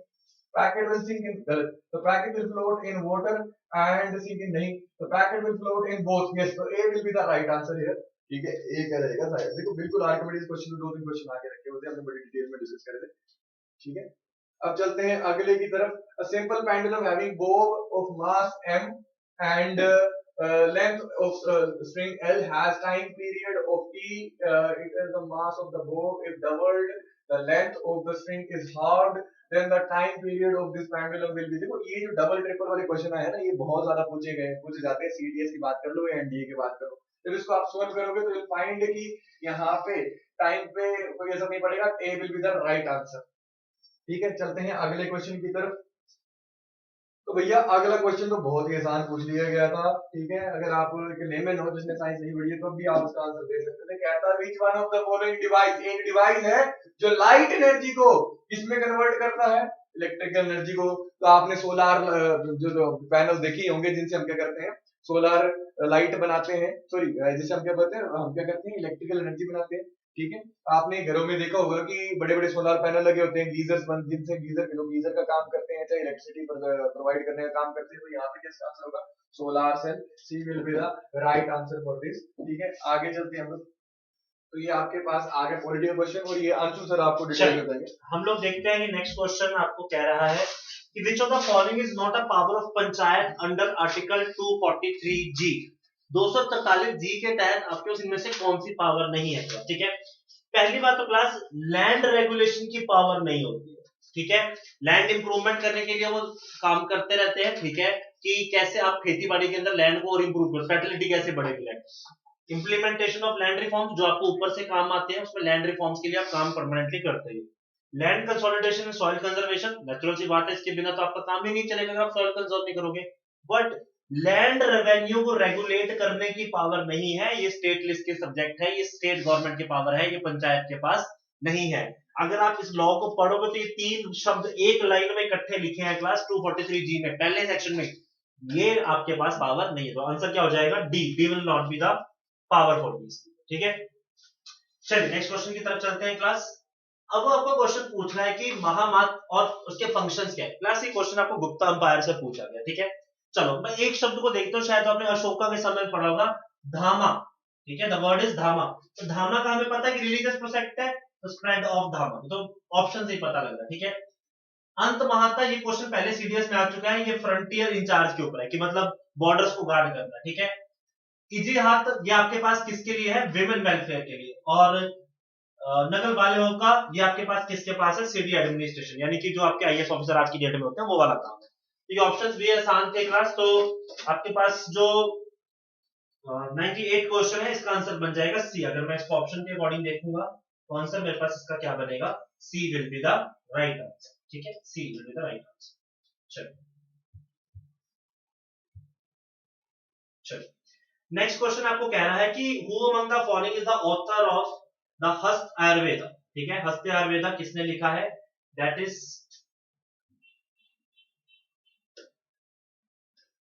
पालाकाप्य, ठीक है, पालाकाप्य इज द पर्सन जिन्होंने आपके पास हास्ते आयुर्वेद लिखा गया, यानी एलिफेंट्स की डिसीज के ऊपर है ये, ठीक है। ये भी गुप्त काल से ही क्वेश्चन पूछा गया क्लास।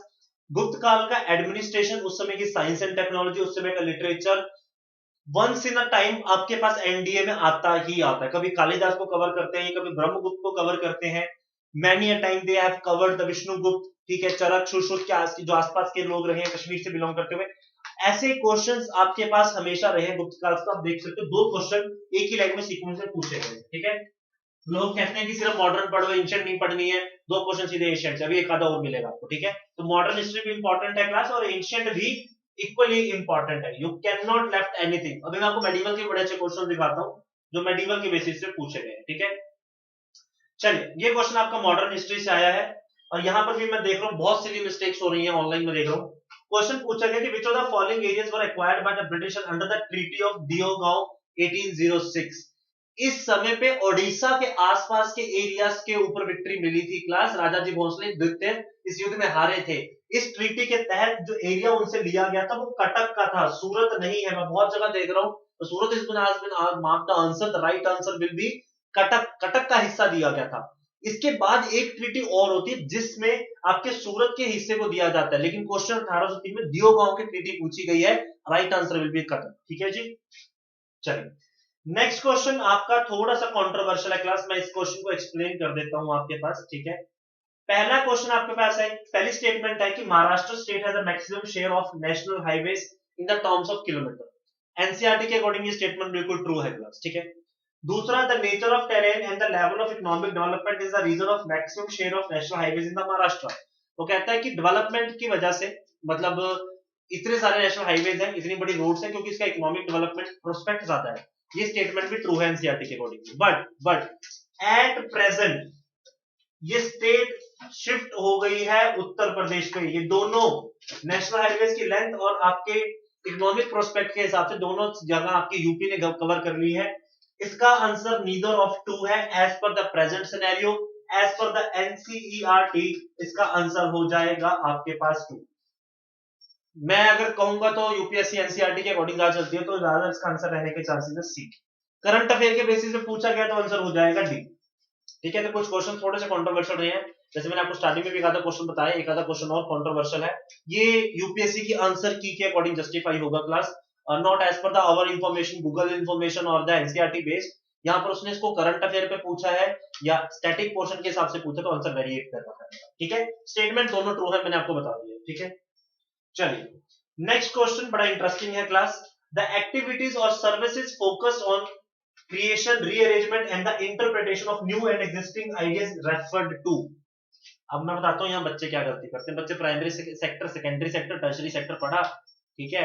प्राइमरी में खेती बाड़ी टाइप हो रही है, बी में मैन्युफैक्चरिंग होती है, सेकेंडरी में, टर्शरी में सर्विसेज वर्ड देके लोग उछल जाते हैं और आंसर मार्क करते हैं टर्शरी।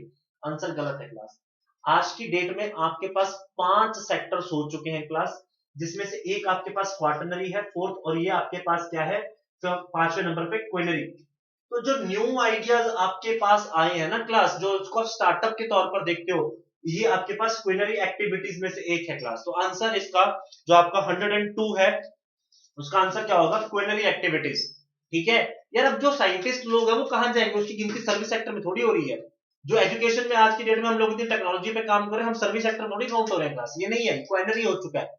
क्वार्टनरी आगे आ गया है, तो फोर्थ सेक्टर ये है, फिफ्थ सेक्टर ये है, टर्शरी थर्ड है, सेकेंडरी 2 है, प्राइमरी इज द 1, ठीक है। तो 5 सेक्टर्स हो चुके हैं इकोनॉमी के, इसको अपडेट कीजिए। लोग 3 पे ही बैठे हैं अभी तक, ठीक है। लोगों को लगता है कि बस 2 को छोड़ के सब कुछ 3 में है, तो 4 5 आपके पास सब में जा चुका है, ठीक है। चलिए, नेक्स्ट क्वेश्चन देखते हैं। क्वेश्चन नंबर आपके पास 103। क्वेश्चन नंबर 3 आपका देखो क्लास उड़ान से पूछा गया, बड़ी पुरानी स्कीम है, ऐसा नहीं है कि पहले से आई है। तो स्कीम्स आपके पास पुरानी भी पूछी जाती हैं क्लास, तो ये आपको आंसर याद रखने होते हैं। ये मत सोचा करो कि सिर्फ एक ही महीने का करंट अफेयर है, 2 महीने का करंट अफेयर है। क्वेश्चंस आपको हर जगह से पूछे जाते हैं। तो बोथ स्टेटमेंट आर ट्रू।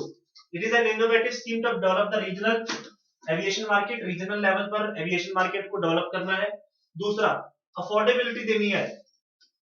उड़े देश का आम नागरिक तब उड़ेगा जब उसकी जेब से पैसे ज्यादा नहीं जाएंगे, वरना बाकी तो उड़ ही रहे हैं। इतने लोग उड़ गए देश से बाहर, क्या करें हम, है ना। जिनके पास पैसे नहीं, उड़ भी नहीं पाते, जिनके पास ज्यादा पैसा वो उड़ के लंदन तक चले गए हैं। आप समझ गए होंगे इशारा में किसके बारे में बात कर रहा हूं, ठीक है। तो यहां पर हम बात कर रहे हैं आम आदमी की, तो आम आदमी को अफोर्डेबिलिटी चाहिए, ठीक है। चलिए नेक्स्ट क्वेश्चन की तरफ चलते हैं। ये क्वेश्चन बहुत इंटरेस्टिंग है और ये बहुत टफ क्वेश्चन पूछा गया है क्लास, ठीक है। और पहला शायद सबको पता होगा कि शरावती के ऊपर जोग फॉल्स बनते हैं, जिसे गुरसप्पा फॉल और महात्मा गांधी फॉल भी कहा जाता है। पहली स्टेटमेंट ट्रू है। यूपीएससी ने इस पर बड़ा अच्छा स्मार्ट काम किया है। आपको पूछा कि एक स्टेटमेंट ट्रू है, दो ट्रू है, 3 ट्रू है या 4, चारों की सारी स्टेटमेंट ट्रू है। ये इन्होंने इस बार यूपीएससी सिविल सर्विसेज के प्री में सबसे पहले अटेम्प्ट किया है कि बच्चे की एग्जैक्ट नॉलेज है तो है, अदरवाइज नहीं। ये टिपिकल बनाया गया क्वेश्चन, ठीक है। पहली स्टेटमेंट ठीक है, दूसरी गलत है क्लास, ठीक है। ये कोसी नहीं है, कोयल रिवर है, जहां पे इसका कॉन्फिडेंस बनता है। तीसरी स्टेटमेंट ठीक है class, Tamraparni is a river of Tirunelveli district of Tamil Nadu. ये स्टेटमेंट गलत है क्लास। तिरुनेलवेली जो आपके पास है तमिलनाडु के अंदर नहीं है, श्रीलंका का डिस्ट्रिक्ट है। तो पहली ही स्टेटमेंट, एक ही स्टेटमेंट इसकी ठीक है, राइट आंसर इसका क्या होगा, ए होगा, ठीक है। ये भी डिस्ट्रिक्ट थोड़ा सा न्यूज में था, इसलिए क्वेश्चन वहां से आपका फॉर्म आउट हुआ। चलिए आगे की तरफ चलते हैं class. Okay, again the question of the science came, science cum geography है, but I would like to the समझ to do this question. Again यहाँ पे देखो प्लस वन में पहला ही चैप्टर रडार सोनार आप लोगों ने पढ़ा होगा। Sonar sound navigation and ranging इसके लिए यूज होता है, यहाँ पे यूज होता है अंडर वाटर, ठीक है। एनडी का पेपर बहुत सारे, तुम कहाँ पे जाओगे, नेवी में जाओगे, जहाँ पे तुम लोगों को क्या करना, किस पे काम, नेवल शिप्स पे काम करना पड़ेगा या सबमरीन्स में काम करना पड़ेगा, तो वहां पे ये बहुत यूज होता है। अब देखो इसमें कौन सी वेव्स यूज होती है, तो पहली बात तो भैया हमारे तो साउंड वेव यूज होती है, लेकिन साउंड वेव भी 3 तरीके की होती है। पहली 0 से लेके 20 हर्ट्ज के बीच में, जिसको हम लोग क्या कहते हैं, इंफ्रासोनिक साउंड वेव्स कहते हैं। उसके बाद हम देखते हैं 20 हर्ट्ज से लेके 20,000 हर्ट्ज तक जो आती है, जिसको हम लोग क्या कर सकते हैं, सुन सकते हैं उसको क्या कहते हैं, ऑडिबल साउंड वेव। और उसके ऊपर की जो साउंड वेव आती है उन्हें क्या कहते हैं, अल्ट्रासोनिक साउंड वेव। तो अल्ट्रासोनिक साउंड वेव जो होती है वो वाटर को पेनिट्रेट करके, ठीक है, लिक्विड्स को पेनिट्रेट करके सॉलिड्स को आइडेंटिफाई कर सकती है। इसीलिए साउंड से हम लोग क्या कर सकते हैं, नेविगेशन और रेंजिंग कर सकते हैं। तो सोनार में क्या यूज होगा, C, option C, ultrasonic sound wave use होगी यहाँ पे, ठीक है। अब चलते हैं अगले क्वेश्चन की तरफ, ठीक है। Which one of the following is correct about the speed of sound wave, ठीक है। अब ये इनमें से साउंड वेव की स्पीड से रिलेटेड कौन सी चीज में सही है, नॉट करेक्ट है यहाँ पे, मतलब सही नहीं है। The speed of sound wave in steel is higher than water, बिल्कुल सही। हमें पता है कि साउंड जो है, साउंड क्या करती है, sound is a disturbance, it is a vibration, जिसको एक जगह से दूसरी जगह जाने के लिए क्या चाहिए, मीडियम। दैट मींस ये क्या है, एक मैकेनिकल वेव है। क्या है ये, मैकेनिकल वेव, ठीक है। और लॉन्गिट्यूडनल वेव है, ये ईएम वेव की तरह। इसको भैया मीडियम की जरूरत ना हो, ऐसी ये वेव नहीं है, ठीक है। लॉन्गिट्यूडनल है और कैसी है, हम देखते हैं मैकेनिकल है, राइट। अब यहाँ पे हम देखते हैं कि इसीलिए इसको क्या चाहिए, मीडियम में क्या चाहिए, पार्टिकल से, पार्टिकल पास पास होंगे, ज्यादा जल्दी ट्रेवल करेगी, सॉलिड में ज्यादा जल्दी ट्रेवल करती है। कभी आपने सुना होगा ट्रेन आ रही है तो पटरियों पे कान लगा के सुनना मत, लेकिन अगर इस तरीके कुछ एक्सपीरियंस हुआ है ना, आप सोए हो बेड पे, किसी ने कुछ चीज फेंकी तो जोर सुनाई देता है, क्यों, क्योंकि भैया साउंड जल्दी ट्रेवल करती है किस पे, हम देखते हैं सॉलिड्स में। तो स्टील सॉलिड है, तो हम देखते हैं ये बिल्कुल सही है, ठीक है। तो speed of sound wave in air decrease with increase in temperature, तो ये गलत है, ठीक है। तो भैया जैसे ही टेम्परेचर रेज होगा एयर का, भैया पार्टिकल ज्यादा रेजोनेट करने लगेंगे, ज्यादा वाइब्रेट करने लगेंगे और ज्यादा आसानी से कैरी कर पाएंगे साउंड को, ठीक है। तो यहाँ पे देखते हो speed of sound wave will increase, देखो बिल्कुल सही स्टेटमेंट मिलती। लास्ट स्टेटमेंट को देख लेते हैं, sound of wave water is higher than air, again water में एयर से ज्यादा होगी, बिल्कुल सही। तो भैया यहाँ पे जो हमारे पास देखो 3 सही आ गई, ये गलत थी ना हमारे पास, यहाँ पे नोट तो पूछा है, तो B will be the right answer. Option number जो आपके ऑप्शन जो बी है वो क्या होगा, आपका सही जवाब यहाँ पे होगा, ठीक है। The part of human ear that convert the pressure variation associated with Audible sound into electrical signal, हमें चीजें कैसे सुनाई देती है। मैंने बोला मेरे वोकल कॉर्ड ने क्या करा, आगे देखो आवाज है ना, ये आगे यहाँ पे हवा है, अगर मैं चांद पे चला जाऊं बोलने लगूं, एटमॉस्फेयर नहीं, हवा नहीं, सुनाई देगा, नहीं सुनाई देगा, ठीक है। तो यहाँ पे मैं बोलता हूँ, मेरे वोकल कॉर्ड ने जो यहाँ पे वाइब्रेशन करी, वो क्या करने हो, यहाँ पे मॉलिक्यूल्स वाइब्रेट हुए, आगे ये वाइब्रेशन गई, फिर किसी के कान पे, ठीक है, कान पे जाके क्या करी, जो ईयर ड्रम है उस पे ये दम दम दम हुआ, ठीक है, अब उसने क्या करा, वो कोड सिग्नल आगे भेजा और भैया इलेक्ट्रिकल सिग्नल में कन्वर्ट कौन करता है, तो यहाँ पे कोकेला जो है ये यहाँ पे काम करता है, तो option B will be the right answer. ठीक है, चलते हैं अगले क्वेश्चन की तरफ। ठीक है, अब कहता है which one of the following metal most use in making filament of, देखो बल्ब का फिलामेंट बच्चों का क्वेश्चन, टंगस्टन, बचपन से पढ़ते आ रही है टंगस्टन। ठीक है, टंगस्टन, टंगस्टन से ये बनता है। ठीक है, एडिसन ने बनाया था, उसके बाद से ही चली जा रहा है। चलो जी, आगे चलते अलग अलग क्वेश्चन की तरफ। ठीक है, तो अगर हम इसको सोल्व करने में, देखो कुछ नहीं है इसमें, कंजर्वेशन ऑफ मोमेंटम का फॉर्मूला लगेगा। ठीक है, कंजर्वेशन ऑफ मोमेंटम का फॉर्मूला लगेगा, ये याद रखना। ठीक है, m1v1 is equal to minus m2v2 या फिर m1v1 plus m2v2 will remain constant, ये फॉर्मूला लगेगा आपका। ठीक है, तो ये लगा के अगर इसकी आप वैल्यू निकालोगे तो आपके पास सही जवाब क्या आएगा, 0.3 मीटर पर सेकंड, यहाँ पे आपके पास सही जवाब आ जाएगा इसका। ठीक है, चलते हैं नेक्स्ट क्वेश्चन की तरफ।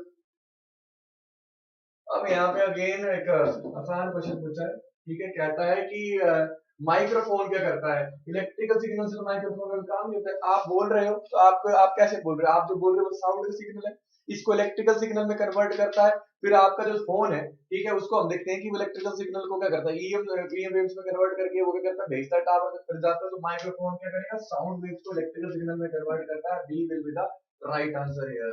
ठीक है जी, चलते हैं अगले क्वेश्चन की तरफ।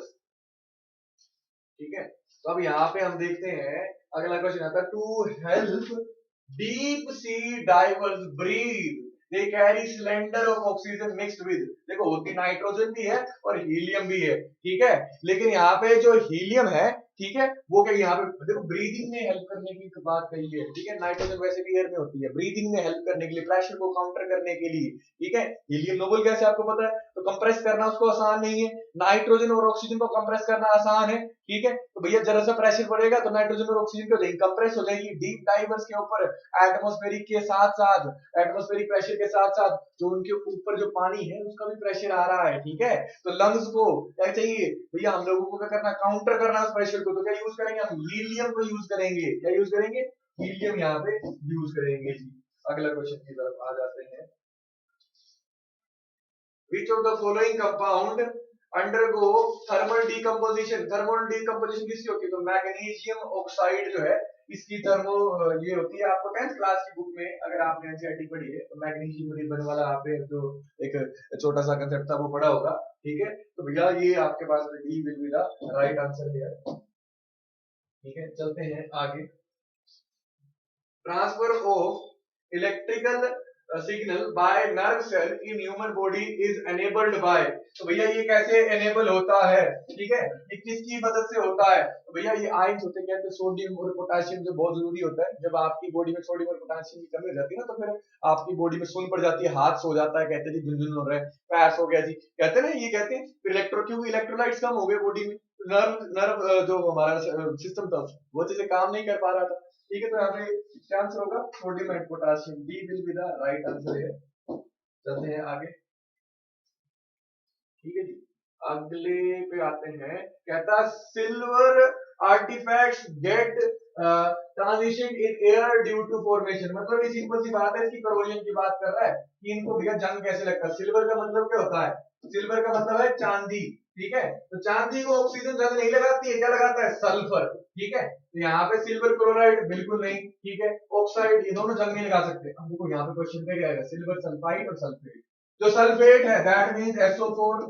ठीक है, सल्फर और ऑक्सीजन से क्या बनना, सल्फेट बना। सल्फाइड का मतलब यहाँ पे AgS2 या Ag2 समथिंग। ठीक है, तो यहाँ पे क्या आ गया, यहाँ पे आंसर क्या आएगा, C will be the right answer. C क्या होगा आपका यहाँ पे सही जवाब होगा। तो यहाँ पे कहता है human I can see objects at different distance with contrasting illumination. ठीक है, ये मैग्नेटिज्म में प्रॉब्लम होती है ना, हॉरिजॉन्टल और वर्टिकल लाइन के बीच में हम लोगों को फर्क नहीं पता चलता है। ठीक है, तो यहाँ पे क्या आएगा, accommodation of I, because of accommodation of I, D will be the right answer. D क्या होगा, सही जवाब होगा। अगले क्वेश्चन की तरफ चलते हैं। कहता है which one of the following hormone increase heart beat in mammal, भैया एड्रेनलिन रश होता है जब किसी इंसान को खतरा महसूस होता है, किसी इंसान को एकदम से कोई नई चीज करनी है। ठीक है, तो एड्रेनलिन रश से क्या होता है, हार्ट जल्दी जल्दी बीट करने लगता है। जितनी जल्दी बीट करता है उतनी जल्दी हम सांस भी लेते हैं, हांफने लगते हैं, ठीक है, और उतनी ज्यादा ऑक्सीजन अंदर जा रही है, ऑक्सीजन को वो क्या कर रहा है, उतनी जल्दी पंप कर रहा है बॉडी में, और उतनी जल्दी बॉडी क्या कर सकती है, एनर्जी बना सकती है, काम कर सकती है, इसलिए यहाँ पे सही जवाब क्या है, एड्रेनल। ठीक है, चलते हैं आगे।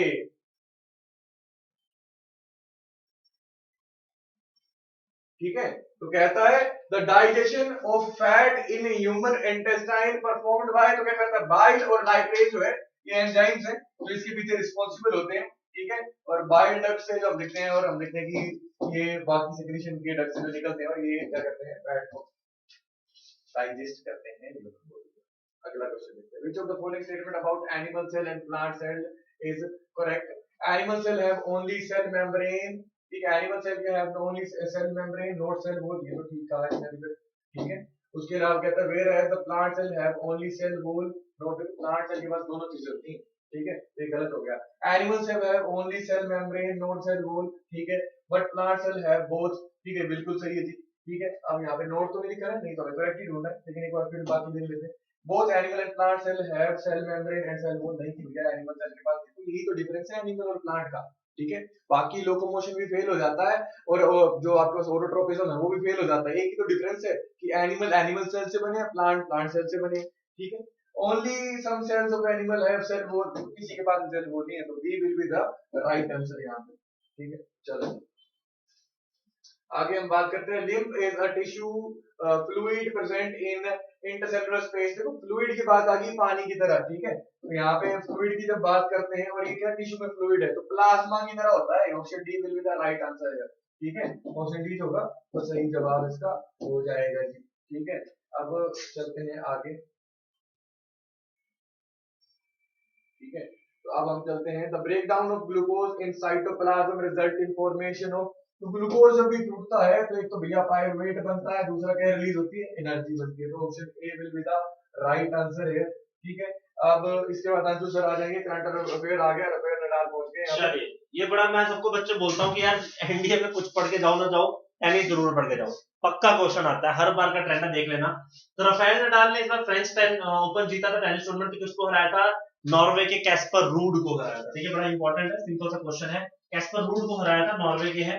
ठीक है, चलिए नेक्स्ट है ई संजीवनी को इन्होंने फ्री टेलीमेडिसिन सर्विसेज के साथ जोड़ा है गवर्नमेंट ऑफ इंडिया ने, तो ये किसके साथ इंटीग्रेट किया है। ठीक है, तो with what it has been integrated, तो ये आयुष्मान आपके जो भारत डिजिटल मिशन है इसके साथ इसको जोड़ा गया है, दैट इज ABDM मिशन के साथ इसको जोड़ दिया गया। टेली कंसल्टेंसी है, आप फोन पे बात करके कंसल्ट कर सकते हो अपनी बीमारी के बारे में और अपनी मेंटल हेल्थ के बारे में ज्यादा फोकस करें। ठीक है, ई संजीवनी। ठीक है, चलिए नेक्स्ट क्वेश्चन की तरफ चलते हैं। अब वो कहता है श्रेष्ठ स्कीम के बारे में आपको पूछा है, वो कहता है कि which the following statement about श्रेष्ठ scheme is in the Indian correct? First, this scheme is for the residential education for students in the high school and targeted areas. दूसरा वो कहता है this provides a high quality education for the meritorious but for the poor scheduled students. ठीक है, तो दोनों statement true है class, answer हो जाएगा बोथ 1 और 2। ये रेजिडेंशियल की केस के लिए भी है और ये SC/ST के SC केसेस के लिए भी इंक्लूडेड किया गया। ठीक है, तो अभी रिसेंट स्कीम थी क्लास। इस बार की करंट अफेयर की आपको एक हिंट देता हूँ क्लास, बहुत ध्यान सुनना। सारा का सारा मैक्सिमम आपका करंट अफेयर अप्रैल और मई जून तक का है, सिर्फ 3 महीने का करंट अफेयर मेजर रहा है, अप्रैल मई और जून। 2000 क्वेश्चन बिल्कुल पीछे से है, पर अप्रैल मई जून का करंट अफेयर रहा है। ठीक है, चलिए नेक्स्ट क्वेश्चन भी आपकी जजमेंट से रिलेटेड है। In the recent judgement the Supreme Court of India directed that every protected forest, national park, wild life sanctuary across the country should have mandatory eco sensitive zone. यानी ऐसा नहीं है कि तुम वाइल्ड लाइफ सेंचुरी की बाहरी दुकान खोल के बैठ जाओगे यार, वो नहीं करना है, गंद फैलता है यार, उससे प्रॉब्लम होती है। रिसेंटली तमिलनाडु का जो नीलगिरीज का केस है उसके अंदर इसका पॉइंट आया था कि आप कम से कम इसके अंदर अपने 1 किलोमीटर के एरिया से इसको डेमोक्रेटिक बाउंड्रीज को सेटअप करोगे, 1 किलोमीटर के आसपास आप इसके अंदर एक स्पेशल इको सेंसिटिव जोन बनाओगे। ठीक है,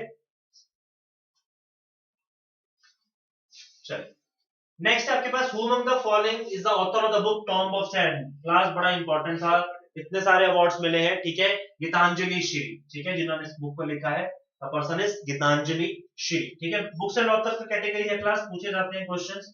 next, who among the following is invented the flying shuttle. World geography से क्वेश्चन है, वर्ल्ड हिस्ट्री से क्वेश्चन है class.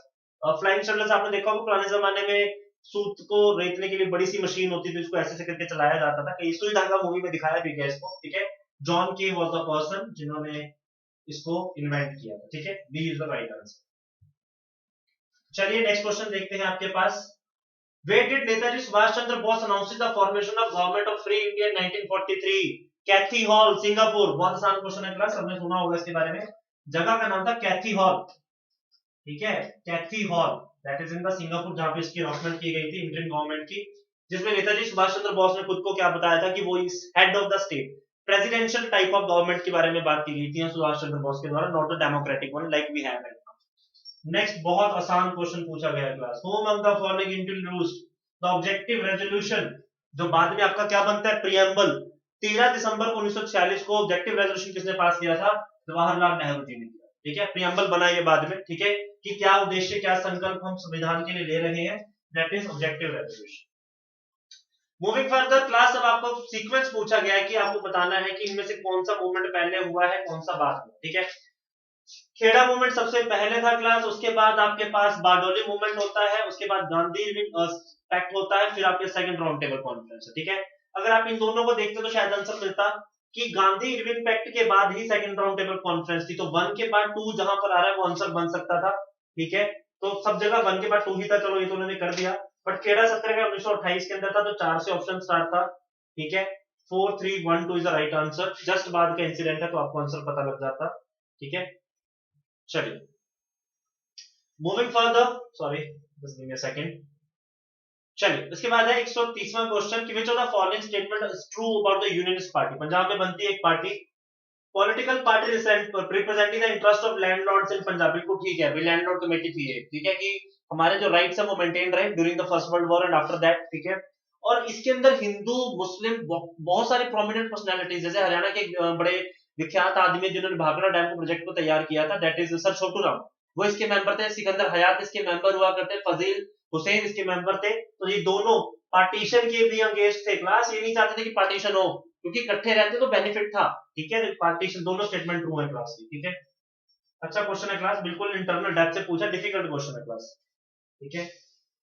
Next the protein digesting enzyme secrets by the stomach in the wall of the mammals. Mammals के अंदर आपके पास कौन सा ऐसा एंजाइम है जो आपके पास क्या करता है, आपके प्रोटीन को डाइजेस्ट करता है, तो answer will be the C, pepsin, ठीक है। पेप्सिन आपको इसमें डाइजेशन में हेल्प करता है, ठीक है। चलिए next, which of the following will be resulted in the animal cell surrounded by the medium of lower concentration? Okay, this is a science part, Samar sir will take over this, ठीक है। देखो यहाँ पे osmosis का concept था, ठीक है। और जो अल्टीमेटली इसका रिजल्ट होने वाला था वो सेल भी सूज जाएगा, सेल क्या कर जाएगा, स्वेल कर जाएगा, सेल सूज जाएगा, स्वेल कर जाएगा, ठीक है। ओस्मोसिस को रिवर्स ओस्मोसिस अगर आपने पढ़ा होगा तो आपको आसानी से हो जाएगा। अब आते हैं अगले क्वेश्चन की तरफ, ठीक है। अगला क्वेश्चन कहता है तो डाइजेस्टिव एंजाइम, तो भैया डाइजेशन का काम, चाहे सोसाइटल बैग कह लो, डाइजेशन कह लो, जो भी अब देखते हैं आलतू फालतू की चीज होती है उनको डाइजेस्ट कौन करता है सेल के अंदर, तो भैया लाइसोसोम करते हैं। तो यहाँ पे लाइसोसोम जो है सही जवाब होने वाला था, तो लाइसोसोम क्या होगा, सही जवाब रहने वाला है, ठीक है। अब यहाँ पे हम लोग देखते हैं तो जो यहाँ पे कहता है after fertilisation fruit and seed produced by, तो भैया ऑप्शन बी जो है यहाँ पे हम देखते हैं ओवरी एंड ओव्यूल है, लेकिन पहले ओव्यूल, ओव्यूल से क्या बना ओवरी, ठीक है। तो यहाँ पे ऑप्शन नंबर ए जो है ये सही क्वेश्चन रहने वाला है। ये अगर प्लांट रिप्रोडक्शन आपने पढ़ा है तो यहाँ पे आ जाएगा, ठीक है। नेक्स्ट सेक्शन आपका फिर करंट अफेयर का बड़ा इंपॉर्टेंट रहा है क्लास, पुनीत सागर अभियान। कोस्टल एरियाज के अंदर बीचेस को साफ करने के लिए बड़ी जबरदस्त मुहिम चलाई थी आपके नेशनल कैडेट कॉर्प्स ने, दैट इज एनसीसी, ठीक है। चलिए नेक्स्ट है आपके पास which among the following was the host of your United Nations world environment day 2022। तो this was done in the by the Sweden, ठीक है। तो B is the right answer, Sweden के अंदर ये हुआ था, ठीक है। मूविंग टू द क्वेश्चन कि आपके पास फॉलोइंग नेवल शिप जो अभी जून 2022 में क्या किए गए हैं, डीकमीशन किए गए हैं, तो आपके पास कौन से हैं, गोमती और, ठीक है, रंजीत, ये आपके क्या कर दिए गए हैं, डीकमीशन कर दिए गए, ठीक है। चलिए नेक्स्ट क्वेश्चन देखते हैं। India signed which of the following which were the following countries to supply MH-60R, R is a Romeo, इसको रोमियो हेलीकॉप्टर कहा जाता है, तो ये आपने किसने दिया, यूएसए ने, जो अभी हमारा रिसेंटली आईएनएस विक्रांत कमीशन हुआ उसके अंदर इसको यूज किया जाएगा, ठीक है। With reference to the Indian defence the Surat and Udaygiris they are warships, ठीक है, बहुत इंपॉर्टेंट थे। एक फ्रैगनेंट कैटेगरी में है, एक डिस्ट्रॉयर की कैटेगरी में है, तो वॉरशिप्स है दोनों, ठीक है। चलिए नेक्स्ट क्वेश्चन में चलते हैं। 140 question again the from the history, medieval history का पार्ट आ गया है कि विजयनगर किंगडम के फाउंडर्स कौन थे। रिपीटेड क्वेश्चन है क्लास, पता नहीं अंधाधुंध पूछा जा चुका है। Harihar and Bukka were the two people who founded this system. Next बड़ा इंटरेस्टिंग क्वेश्चन है, कलीला कलीला व दिमना, ये आपके पास ट्रांसलेशन अरेबिक के अंदर है, किसकी है, that is of the Panchatantra, ठीक है। तो वेरी सिंपल क्वेश्चन, एनसीईआरटी में लिखा हुआ है उसका question. Next, which of the following is initiated the Bhoodan movement after the independence the first amendment 1951, ठीक है। उसके बाद भूदान यानी लोगों को जमीनें दान के लिए बोला गया था कि लोगों के बीच में टीनेंट्स जो है उनको लैंड का अधिकार दिया जाए, तो Vinoba Bhave was the person who has committed this, ठीक है। तो आंसर हो जाएगा Vinoba Bhave. Next is 143. Which of the following is not rivers in India not crossed by the Alexander? कौन सी नदी को क्रॉस नहीं किया था, हमें सबको पता है ब्यास, लेकिन आंसर क्या है, ठीक है, कि आपके पास जो आपकी ब्यास है उसको क्या नाम दिया गया था, दैट इज योर हाइडाफेसिस, ठीक है। This is the right answer, A is the right answer, ठीक है। हाइडाफेसिस इज द राइट आंसर, जिसको इन्होंने क्रॉस नहीं किया, ठीक है। चलिए next, who among the following has described the medieval India postal system as a two kind, horse post called ulek and foot post dawa। घोड़ों पे चलकर पोस्टिंग करने वाले यानी चिट्ठियां पहुंचाने वाले, पैदल चल के जाने वाले, उसको दावा कहा गया था। तो इब्न बतूता ने बताया था। रहला जो इन्होंने किताब लिखी थी, इसको सफरनामा भी कहा जाता है, उसके अंदर इसका मेंशन है, ठीक है। नेक्स्ट, एंशिएंट हिस्ट्री से which of the following Harappan sites are fire altars been found. Fire altars कहां पाए गए, तो कालीबंगन, बाकी सब जगह पर बरियल सिस्टम है। 7 फायर अल्टर्स कहां पाए गए थे, कालीबंगन में पाए गए थे, ठीक है। Next question, which of the following statement of the computation of the density, ठीक है। वो कहता है कि आपको 4 स्टेटमेंट्स दी गई है। Psychological density can be computed by dividing the total population, ठीक है। उसके बाद वो आपको कहता है कि एग्रीकल्चर डेंसिटी जो कैन बी कंप्यूटेड, ठीक है। तो पहली ही स्टेटमेंट सिर्फ इसकी ठीक है, बाकी सारी स्टेटमेंट्स की गलत है, ठीक है। ये भी आपके फिजिकल ज्योग्राफी के पहले पार्ट से क्वेश्चन पूछा गया। Next, the formation of tors as a small rock hills, ये क्लास बड़ा इंपॉर्टेंट आता है, तो इसका राइट आंसर बनता है ग्रेनाइट से बनता है आपके पास, ठीक है। Moving towards the last of the questions class, cyclone और एंटी साइक्लोन सिस्टम की आपके पास cyclone of the higher pressure system होता है आपके पास, ठीक है। तो वो कह रहा है, तो पहली स्टेटमेंट तो ठीक है, ठीक है। वो कहता है कि पहली स्टेटमेंट ठीक है। Air in the centre system must be subsiding, नहीं, वो राइजिंग होती है, ठीक है। सो और तीसरा, एंटी साइक्लोन करेक्टर से कन्वर्जिंग विंड्स नहीं, ये डाइवर्जिंग विंड्स होती है। तो आंसर सिर्फ वन होगा, पहली स्टेटमेंट होगा इसका, ठीक है। नेक्स्ट है आपके पास, which of the following is or are correct, the earth crust is brittle in nature, ठीक है, ये स्टेटमेंट ट्रू है। the mean thickness of oceanic crust is 15 centimeter whereas that of the continental crust is 30 centimeter। Class एक question फिर वो NCERT वाली problem आ गई।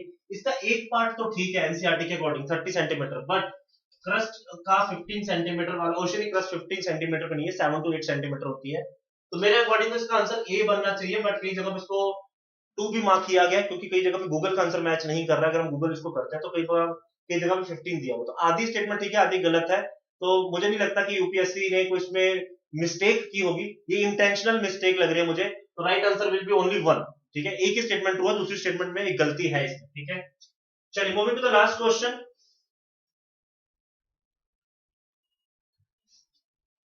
In January 2022, the administration of which of the following union territories has been merged? पूरी दुनिया को पता था क्लास, दादर नागर हवेली दीव एंड दमन को मर्ज करके एक सिंगल यूनियन टेरिटरी आपके पास बना दी।